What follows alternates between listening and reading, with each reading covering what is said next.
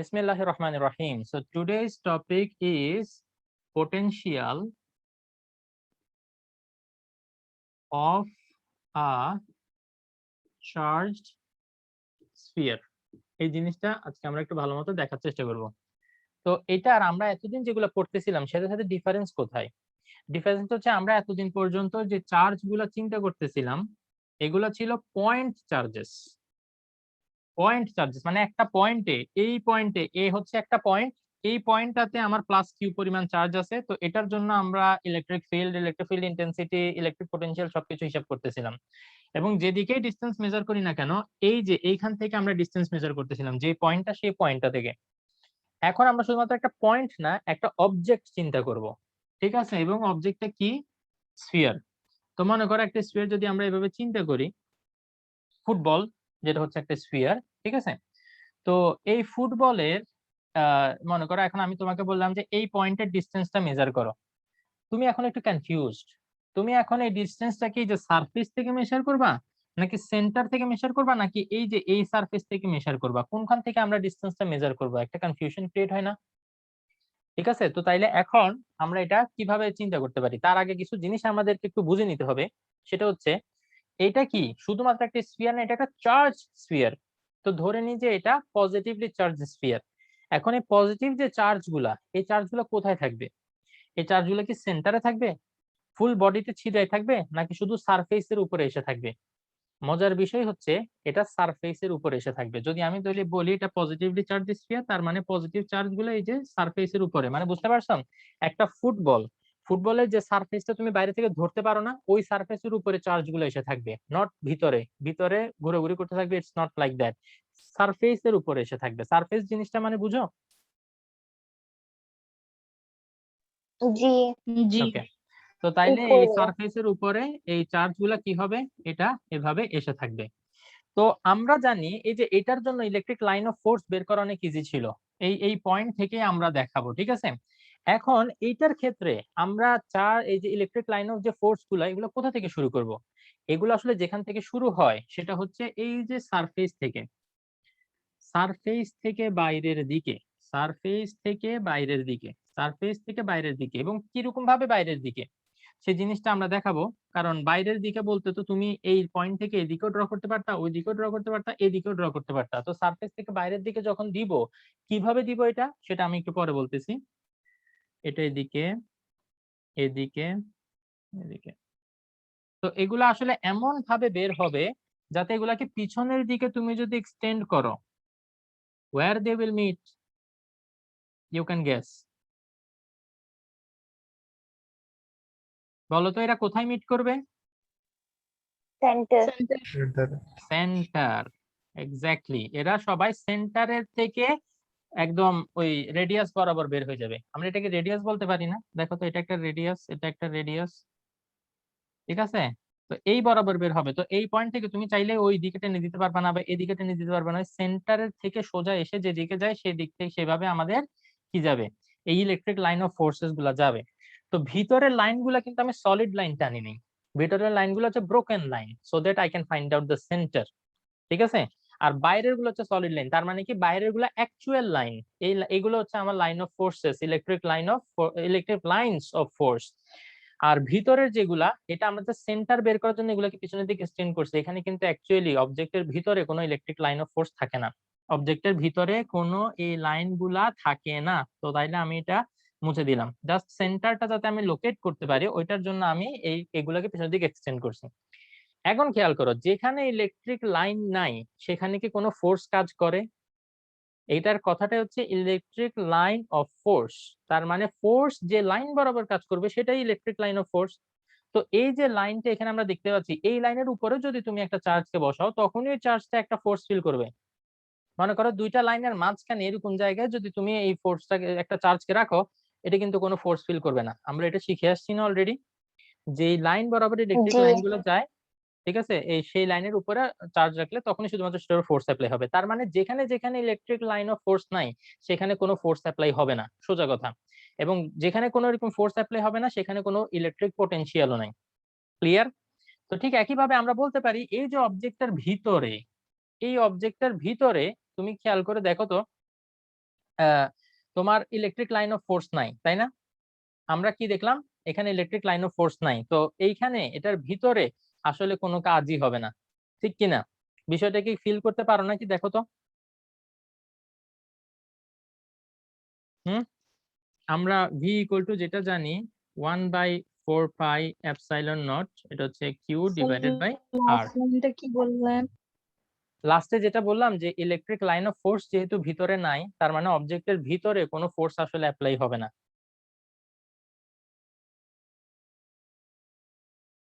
Sir আপনি না extend করে নিলেন যে সেন্টারে এটা হবে। হ্যাঁ, ওটা তো সেন্টারটা ফাইন্ড আউট করার জন্য এক্সটেন্ড করছি, কিন্তু এটা তো অ্যাকচুয়াল না। অ্যাকচুয়ালি তো এখানে লাইন থাকে না। আমি এই এই যে লাইনগুলা যেগুলো অ্যাকচুয়ালি আছে, সেই লাইনগুলোকে পিছনের দিকে এক্সটেন্ড করছি যাতে আমাদের সেন্টারের মানে সেন্টার থেকেই যে বের হয়ে যাচ্ছে, মানে এরকম হবে সিস্টেমটা আর কি। তো সেটা বোঝানোর জন্য আসলে এগুলাকে পিছনের দিকে এক্সটেন্ড করছি।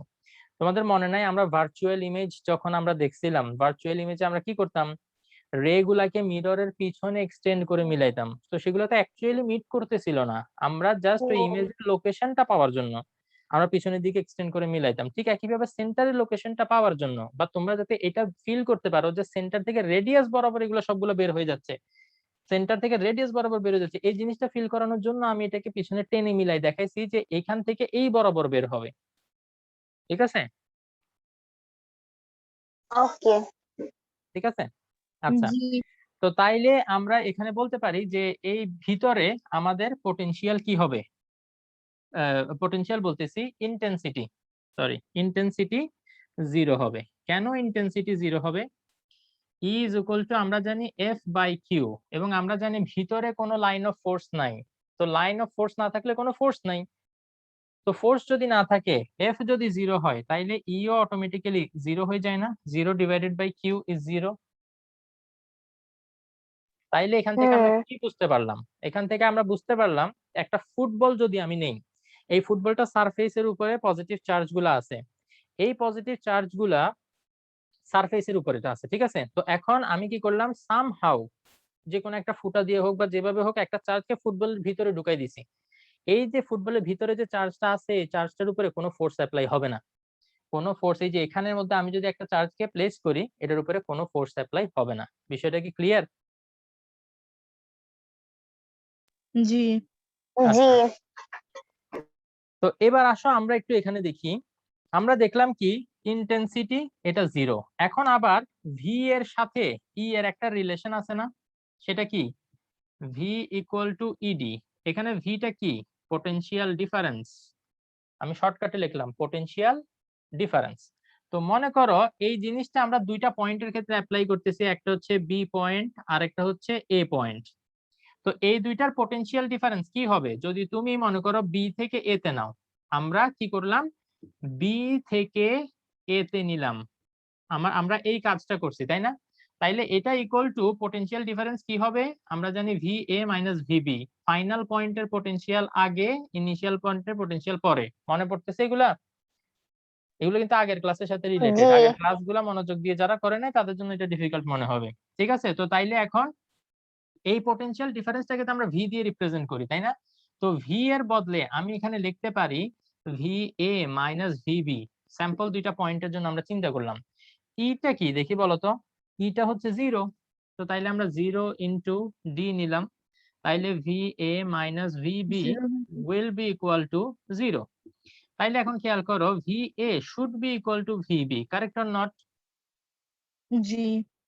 তো এই জিনিসটা কি রিপ্রেজেন্ট করে, এই জিনিসটা এটাই রিপ্রেজেন্ট করে যে ভিতরে আমরা তো যে কোনো দুইটা পয়েন্ট নিছি, তাই না? তুমি চাইলে এ আর বি এর বদলে এদিকে দুইটা পয়েন্ট নিতে পারতা, ওইদিকে দুইটা পয়েন্ট নিতে পারতা, মানে যেদিকে যে পয়েন্টই নাও না কেন, সব পয়েন্টের ক্ষেত্রে আমার কি ইকুয়াল হবে, পোটেনশিয়াল ইকুয়াল হবে। ডিফারেন্স হবে কারণ কি রেডিয়াস থেকে নিচ্ছি, আগের ক্লাসে যে বলছিলেন। হ্যাঁ, বুঝি নাকি?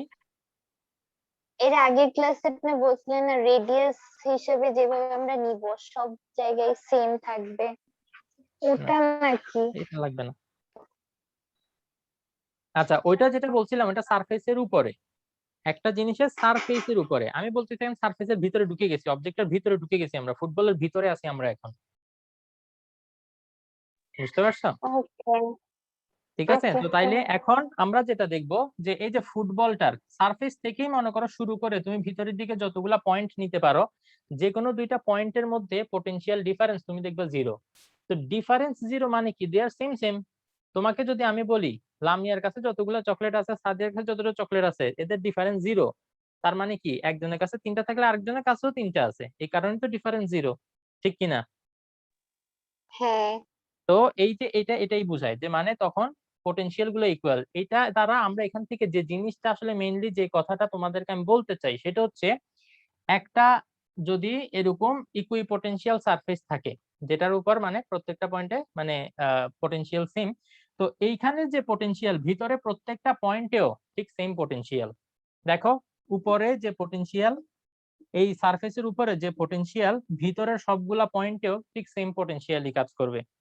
তো অবজেক্টের ভিতরে পোটেনশিয়াল সব জায়গায় সেম, এবং সেটা কিসের ইকুয়াল? ওই যে সারফেসের উপরে যে পোটেনশিয়ালটা সেটার ইকুয়াল। তোমরা হয়তো বলতে পারো স্যার একটু আগে না দেখাইলেন যে পোটেনশিয়াল জিরো? পোটেনশিয়াল জিরো না, পোটেনশিয়াল ডিফারেন্স জিরো। যেমন বিষয়টা হচ্ছে তোমাদের চকলেটের নাম্বারের ডিফারেন্সটা zero, but that doesn't mean তোমাদের কাছে জিরো জিরো চকলেট আছে। তোমাদের কাছে 10 চকলেট থাকতে পারে, ডিফারেন্স জিরো। আমি আমার মনে হচ্ছে কেন জানি আমি একটু পেঁচাই ফেলতেছি, তোমরা কি বুঝতে পারছো? হ্যাঁ জি স্যার, বুঝতে পারছি। পেরেছি। ওকে, তো মেসেজটা হচ্ছে এটা, একটা স্ফিয়ারের চার্জ স্ফিয়ার, এটার ভিতরে প্রত্যেকটা পয়েন্টে তোমার কি থাকবে? পোটেনশিয়াল সেম থাকবে। Potential same. এবং সেই পোটেনশিয়ালটা কিসের ইকুয়াল হবে? ওই যে তোমার এই যে সারফেসের উপরে যে পোটেনশিয়ালটা, সেই পোটেনশিয়ালের ইকুয়াল হবে। আচ্ছা, তো তাইলে এটা হচ্ছে আমাদের ফার্স্ট যে পয়েন্টটা আজকে আমি পড়াইতে চাইছিলাম সেটা। আচ্ছা, সেকেন্ড যে পয়েন্টটা আমি বলতে চাচ্ছিলাম সেটা হচ্ছে এই যে আমরা যেটা বললাম, আমরা কনফিউজড যে এখন আমরা আর এর ভ্যালুটা কোথা থেকে ধরবো, আর কোথা থেকে মেশার করব। তো তাইলে ধরো যে হ্যাঁ, কোনো একটা পয়েন্ট তুমি যদি নাও, তাইলে এই ডিসটেন্সটা আমরা সেন্টার থেকে নিব, সেন্টার থেকে। ঠিক আছে? কেন এটা এরকম করব? আমাদের ক্যালকুলেশনের সুবিধার জন্য। আমাদের ক্যালকুলেশনের সুবিধার জন্য আমরা ধরে নিব সবগুলা চার্জ আমাদের এই সেন্টারে আছে, সেন্টার থেকে আসলে আমরা ডিসটেন্সটা তখন মেশার করব। এখন কেন এটা আমরা এরকম করতে পারবো? কারণ হচ্ছে পোটেনশিয়াল এখানের ক্ষেত্রে যা, এখানের ক্ষেত্রেও তা। তো তাইলে সেন্টারের ক্ষেত্রে তুমি যদি পোটেনশিয়াল মেশার করো, এটাই আসলে তুমি স্ফিয়ারটার পোটেনশিয়াল বলতে পারবা, বিকজ সব জায়গায় পোটেনশিয়াল সেম। ওকে, তো এই কারণে সেন্টার থেকে যদি আমরা ধরি আমাদের ক্যালকুলেশনে সুবিধা হয়। অনেক সময় কোশ্চেনে এভাবেই দেয়া থাকে যে the distance from the centre, তো ওইটাকেই আমরা আর এর ভ্যালু ধরে আমরা ক্যালকুলেশন করে ফেলতে পারবো, কোনো সমস্যা নাই। বিকজ ওইটা দিয়ে তুমি যে পোটেনশিয়ালটা পাবা না, মনে করো সেন্টার হচ্ছে আমার এখন এ, এইটার যে পোটেনশিয়াল ওই সারফেসের উপরে প্রত্যেকটা পয়েন্টেও সেম পোটেনশিয়াল, তো একটা পয়েন্টের জন্য বের করলেই তুমি ফুল অবজেক্টটার যে কোনো পয়েন্টের জন্য পোটেনশিয়াল বলে দিতে পারবা। বিষয়টা কি ক্লিয়ার?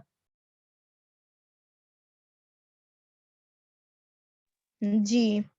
ওকে, আচ্ছা, তো এবার আসো আচ্ছা। আমরা এটার উপরে একটা ম্যাথমেটিক্যাল প্রবলেম সব সলভ করার পয়েন্টে চেষ্টা করি। potential সেম থাকবে, কিন্তু ওয়ার্ক ডান শুধু উপরেই হবে। Very good. Potential same, but আমরা মনে করো ওয়ার্ক ডান বা ওই পোটেনশিয়ালের যে ডিফারেন্স সেটা কখন ক্রিয়েট হবে? যখন আমরা এই রেডিয়াস থেকে বাইরে চলে যাব, মানে সার্কেল এই যে স্ফিয়ার থেকে বাইরে চলে যাব, বাইরের পয়েন্টে যখন এই পয়েন্টটা, তখন সেন্টার থেকে একটা ডিসটেন্স আর এর ভ্যালু একরকম, তো আবার এটা যখন আরো দূরে চলে যাব আর এর ভ্যালু বেড়ে গেছে, তো ভি এর ভ্যালু এখন চেঞ্জ হয়ে যাবে। তার মানে হচ্ছে কি এই স্ফিয়ারের ভিতরে সবাই একটা ফ্যামিলি, সবাই সমান, কিন্তু এই স্ফিয়ারের বাইরে সবাই হচ্ছে ফ্যামিলির বাইরের মানুষ, এক একজনের ভ্যালু এক এক রকম। আমরা চাইলে এটাকে এভাবে একটু মনে রাখতে পারি। ক্লিয়ার এটা? আমি এখানে মানে সারমর্ম বাংলায় যেটাকে বলো আর কি, টোটাল এতক্ষণ আমরা যে জিনিসটা পড়লাম সেই জিনিসটাকে একটা কথাই শুধুমাত্র একটা মেসেজ দিয়ে তোমাদেরকে বলতে চাই, এই কথাটা একটু ভালোভাবে বুঝো, তাইলে আমরা যে প্রবলেমটা করতে যাচ্ছি এটা করতে সুবিধা হবে।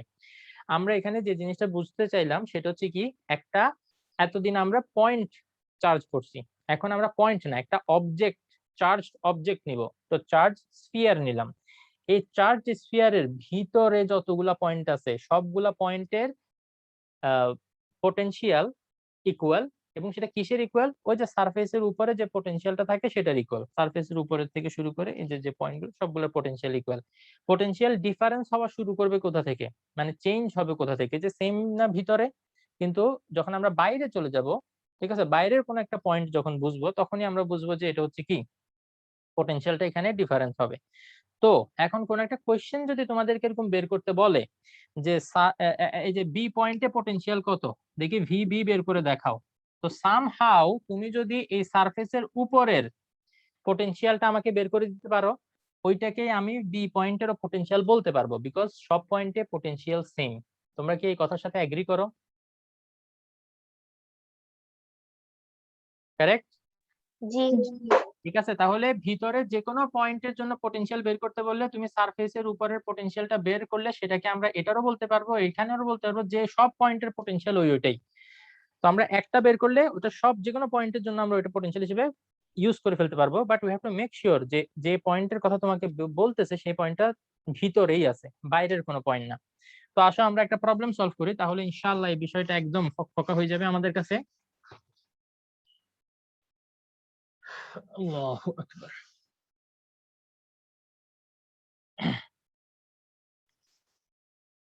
আচ্ছা, let us say we have a sphere.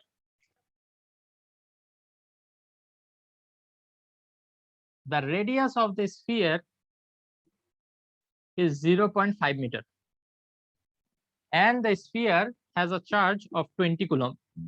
So এখানে total plus 20 coulomb charge over the surface ছড়াই ছিটাই আছে। Now we have to find two things, electric intensity E and potential. We have to find these two at two different points. Number one point at a distance of 0.4 meter from the center.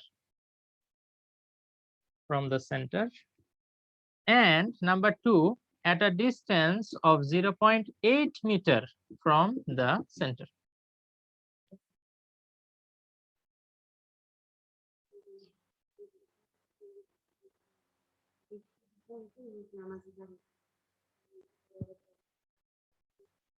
Okay, অসুবিধা নেই।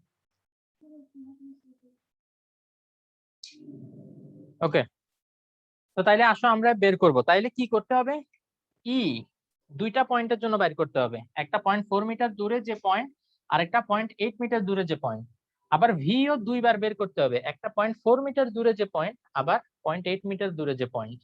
এই দুইটা জিনিস আমাদেরকে বের করতে হবে।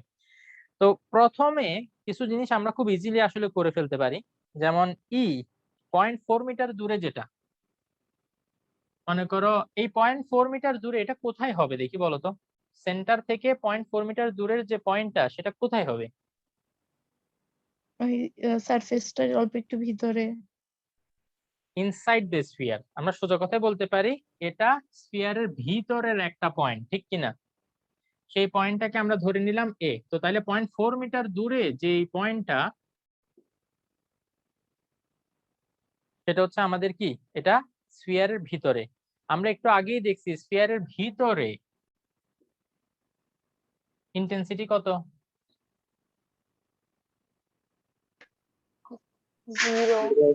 Zero. সব জায়গায় সেম না। না না, ওটা potential. Intensity potential is equal to F by Q.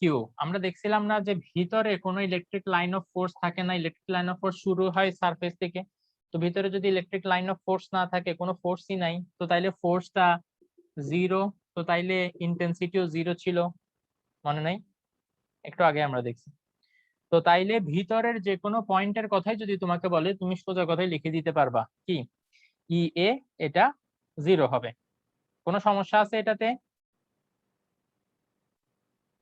না।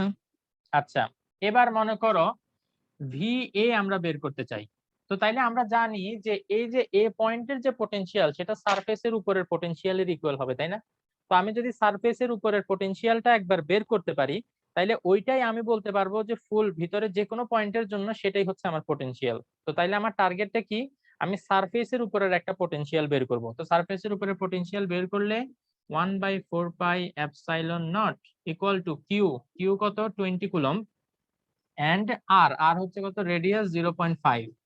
তো সারফেসের উপরের একটা পয়েন্টের জন্য আমরা পটেনশিয়াল বের করব, সেটা সেন্টার থেকে রেডিয়াসের ইকুয়াল ডিসটেন্সে থাকবে। তো তাইলে এখান থেকে যদি এটা আমরা বের করি, 9 × 10⁹, 20 কে 0.5 দিয়ে ডিভাইড করলে তো 40 হয়ে যায় না?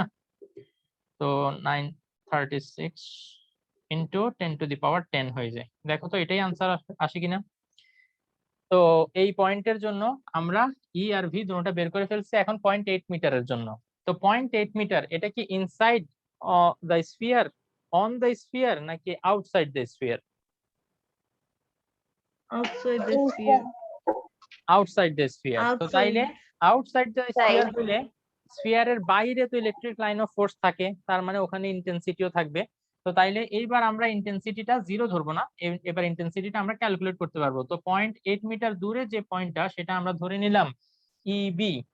তো তাইলে সেটার জন্য আমরা লিখতে পারি 1/4 pi epsilon naught Q divided by R square. আর কত? 0.8 এই ক্ষেত্রে। তো এটা করলে আমরা ইবি পেয়ে যাব। এবং মজার কথা হচ্ছে ভিবি যদি আমরা এবার বের করতে চাই, 0.8 মিটার দূরে, তো সিম্পলি এখানে 0.8 করে দাও, বাকি ক্যালকুলেশন তোমরা নিজেরাই করতে পারবে ইনশাআল্লাহ। স্যার একটা বেসিক কোশ্চেন বাট আমি জানি না, সো বলো। ই আর ভি এই দুইটার ডেফিনেশনটা একটু আবার বলেন। ই আর ভি ই, এটার মধ্যে ডিফারেন্স আছে? ওকে, ইটা জি, হচ্ছে আমরা ERV দেখো আমরা ইকুয়েশন থেকে বোঝার চেষ্টা করব, ইকুয়েশন থেকে বোঝার চেষ্টা করব। কিউটা যদি 1 ওকে হয়, আমি তোমাদের সবসময় ডেফিনেশনটা ইকুয়েশন থেকে মনে রাখার কথা বলি, মুখস্থ করতে হবে না। তাইলে কিউটা যদি 1 হয় তাইলে ইটা কিসের ইকুয়াল? এফ এর ইকুয়াল, ফোর্সের। ফোর্সের ইকুয়াল। তার মানে আমি কি বলতে পারি electric intensity is the force applied on a unit positive charge. Electric intensity is the force applied, এটা ফোর্সের ইকুয়াল হবে কখন? যখন যেটার উপরে ফোর্স অ্যাপ্লাই করতেছে সেটা 1 কুলম্ব হবে। 1 কুলম্বের উপরে যতটুকু ফোর্স অ্যাপ্লাই হয় সেটাই হচ্ছে আমার ইন্টেন্সিটি। ক্লিয়ার? জি স্যার ইন্টেন্সিটি সবসময় বাহিরেই ক্যালকুলেশন করি, মানে কোনো অবজেক্টের বাহিরে। বাহিরে ইন্টেন্সিটি ভিতরে থাকবে না, বিকজ একটা অবজেক্টের ভিতরে কোনো ইলেকট্রিক লাইন অফ ফোর্স থাকে না, এটা বাইরে সারফেস থেকে শুরু হয়। তো তাহলে সারফেস থেকে বাইরের দিকে এটার ইলেকট্রিক ফিল্ড অফ ইন্টেন্সিটি থাকবে। ঠিক আছে? তো তাইলে ইলেকট্রিক ই এর ইন্টেন্সিটি এটা ফর্মুলাটা হচ্ছে দুই জায়গায় দুই রকম কেন দিলেন? কোথায়? ওই যে এফ বাই উপরে কিউ। দিলেন যে, ও আচ্ছা, এটা হ্যাঁ, আর ওইখানে ই, হ্যাঁ এটা আমি শুনি নাই মেবি। না না, এগুলা আসলে হয়তোবা একটু রিভিশন দাও নাই দেখে ভুলে গেছো। খেয়াল করো আমরা যেটা লিখছি কি এফ বাই কিউ না, এফ বাই কিউ না, এফটা কি আমরা কুলম্বের ল থেকে শিখছি না? এফটা হচ্ছে 1/4 pi epsilon naught Q one Q two divided by R square. মনে পড়ছে। তো তাইলে এফ এর ভ্যালুটা ওকে, তুমি এখানে বুঝছি বসাও। বুঝছি।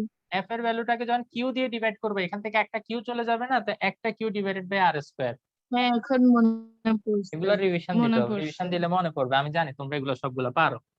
এবার আসো ভি এর কথা বলি। পোটেনশিয়াল, এটা বললেই তোমাদের মাইন্ডে চলে আসতে হবে ওয়ার্ক পাওয়ার এনার্জিতে পড়ছিলাম। Potential energy is equal to work done.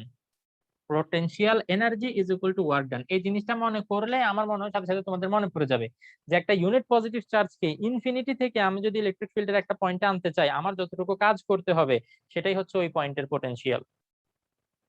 Infinity থেকে একটা ইউনিট পজিটিভ চার্জকে এই পয়েন্টে যদি আনি তাহলে এই যে কাজটা আমি করলাম এই কাজটাই হচ্ছে আমার এ পয়েন্টের পোটেনশিয়াল ভি এ।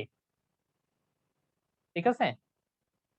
তো এখন এই ওয়ার্ক জি ডান, একটু আগে আমরা দেখছি এই যে একটা রিলেশনশিপ দেখছি না, ভি ইকুয়াল টু ইডি।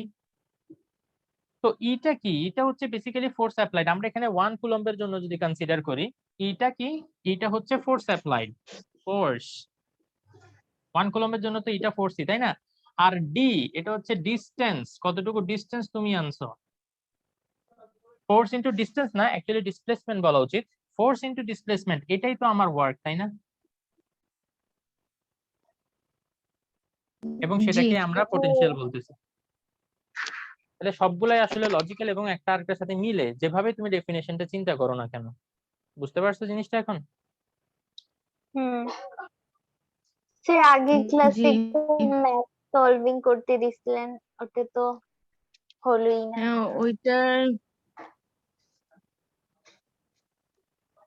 কোনটা? আচ্ছা এখন আগে বলো নাম্বার 2 এর জন্য এই দুইটা বের করতে কিভাবে হবে বুঝতে পারছো? হ্যাঁ এটা জি বুঝছি। ওকে, এবার আসো আগের ক্লাসে জি কোনটা করাইছিলাম যেটা আমি তোমাদেরকে বলছি বাট করিনি। ও একটা oil drop. Droplet of Droplet. Oil জি আচ্ছা, ড্রপলেট অফ অয়েল, এটা কি তোমরা করছো? ট্রাই করছিলাম। আমি আনসার কত আসছে দেখি বলো। বলি আপনাকে। আনসার না, আমি আপনাকে বলে একটা ফর্মুলা কোনটা কোশ্চেনটা এখানে বের করে নিই। ফর্মুলা কোনটা অ্যাপ্লাই করব এটা তো বুঝলাম না। এখানে আমরা পড়ছি v ইকুয়াল টু ইডি, তো E ইন্টেন্সিটি is বের equal to V by T না? হুম তো ওইটা থেকে ইটা পাবো আমরা, তারপরে আমাদেরকে বের এটা করতে তো বলছে কিউ। হুম তো Q by R R square এটা formula 1/4 is equal to 1/4 epsilon naught q by Q r by square. এরকম হয়ে ছিল যাবে। বিষয়টা, এবং একটা অয়েল ড্রপ এরকম ছিল। তো এটাকে আমরা যদি ব্যালেন্স করতে চাই, এটা নিচের দিকে এমজি ফোর্সটা ফিল করে, এইটাকে আমরা ব্যালেন্স করতে হবে উপরের দিকে একটা ফোর্স দিয়ে। সেই এফ ইকুয়াল টু আমরা কি জানি, একটু আগে দেখছি না, E is equal to F by Q. তো তাইলে এফ ইকুয়াল টু কি হয়, কিউই। আমি লিখলাম কিউই। এখন দেখা যাচ্ছে ই এর হুম ভ্যালুটা আমার ডাইরেক্ট দেয়া নাই। তো ই এর ভ্যালু ডাইরেক্ট দেয়া না থাকলে আমরা জানি V equal to ED. Potential difference দেয়া ছিল না, এই দুইটা প্লেটের মাঝখানে পোটেনশিয়াল ডিফারেন্স বোধহয় 500 ভোল্ট, 500 50 ভোল্ট, ও 500 না ভোল্ট, 500 volt। হ্যাঁ 500 ভোল্ট। হ্যাঁ তো তাইলে এখন এই যে ই ইজ ইকুয়াল টু, আমি এখানে লিখতে পারি ভি ডিভাইডেড বাই ডি। তো পোটেনশিয়াল ডিফারেন্স হচ্ছে ভি, আর ডিসটেন্স, এদের দুইজনের মাঝখানে ডিসটেন্সটা কত, 0.05 মিটার। 0.05 মিটার। তো তাইলে এই যে ভি আর ডি এর ভ্যালু আমরা এখানে বসাবো, ভি আর ডি এর ভ্যালু। মাস বলে দিছিলাম 2 × জি 10⁻14। তাইলে খেয়াল করো, মাস জানো, অ্যাক্সিলারেশন ডিউ টু গ্র্যাভিটি জানো, পোটেনশিয়াল ডিফারেন্স ভি জানো, distance of the plates D জানো, তাইলে কিউটা আরামসে বের করতে পারবো না, যে কিউটা এখানে থাকবে। পারবো। চলো করে ফেলি। 2 × 10⁻14 into 9.8 equal to q into v, v হচ্ছে 500 divided by d, distance 0.05। So calculate করো আর আমাকে বলো কিউ এর ভ্যালু কত আসে।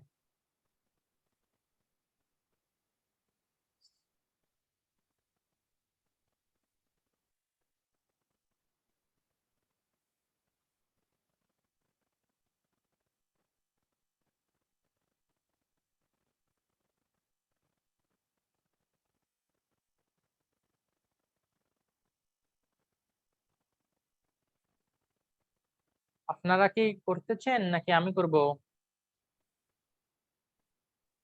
আমি করতেছি না, করতেছো না?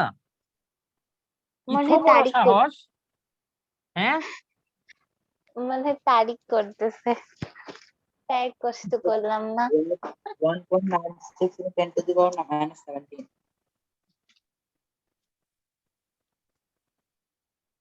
2 × 9.8 এটা কত হয়? 2 × 9.8 করলে এটা 19.6 হয়। তাইলে এখান থেকে 1 2 3 4 চারটা জিরো যদি আমরা এখানে বাদ দেই, তাইলে এখানে 19.6 × 10⁻−10 হওয়ার কথা আমার মতে। তোমাদের কত হয়েছে দেখো। ও সরি সরি, এটা তো নিচে অ্যাড হবে, এটা 10⁻18 হওয়ার কথা। 1 2 3 4 চারটা গিয়ে আরো অ্যাড হইলে -14 এর সাথে আরো -4, তো তাইলে এটা আসার কথা। তোমাদের কত আসছে?